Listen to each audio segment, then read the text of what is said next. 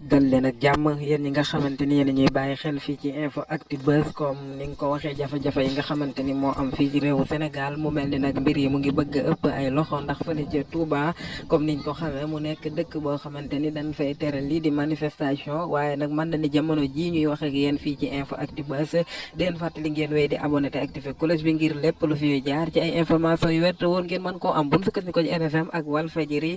kër ki nga xamante ni mooy ministre de l'élevage di kii nga xamante ni moom moo di Aly Ngouille Ndiaye këram bi nekk Touba xale yi dal di noon koy sakkaase yàq ko ba taal fa ba mu yàqu yaxit waaye itam ndaw xale yi yemuñu ci taal kër gi di Antoine Félix Diome wala boo kër ki nga xamante ni moo di Aly Ngouille Ndiaye mais danoo wax sax ni dañuy après dañuy dem kër Antoine Félix Diome ministre de l'intérieur dal di koy taal comme ni ñu def kër ki nga xamante ni moom moo di Aly Ngouille Ndiaye xale yi yemuñu ci taal kër gi rek mais benn oto boo xamante ni sax dafa gaare woon ci peggu kër kii di ministre de l'agriculture di ki nga xamante ni moom lañ dénk wàllu mbay mi di Aly Ngouille Ndiaye xale yi taal oto bi gaare woon ci pegg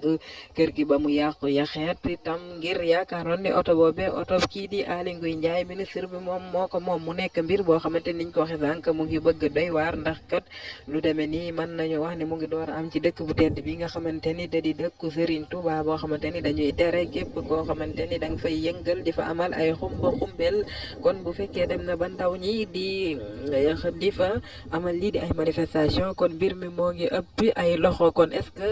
yëggunu fi nga xamante ni moom la sénégalais yi doon wax ku artuwul di nga atte kon nag ñuy am yaakaar bu baax a baax ni ki nga xamante ni moom moo di Serigne Mountakha Mbacké du ñàkk mu def ci ay kàddu comme ni nga xamante ni bi amee ci corona bi ba ndaw ñi am fa ay yëngal génn na def benn déclaration boo xamante ni moom moo ko defal boppam direct ci jumaa ji ngir naxarlu bu baax a baax loolee nga xamante ni moom moo fa am mu nekkit comme niñ ko waxee loo xamante ni du nekk lu kenn di rafetlu ndax dëkk bu tedd bi nga xamante ni dëkku Serigne Touba la nekk dëkk boo xamante ni titre foncier la dëkk jàmbur boo xamante ni luñ fa xam mooy tekk ak dal ak yiw jàng alxuraan ak jàng xasida ak liggéey ak jaamu yàlla kon bu demee bañ fay dégg ay kër yu ni taal day mel ni mbir mi mu ngi bëgg ëpp ay loxo kon ñuy ñaan yàlla di gën a ñaax ñi nga xamante ni ñooy xale yi ñu bàyyi xel delloo si seen xel bu baax a baax ngir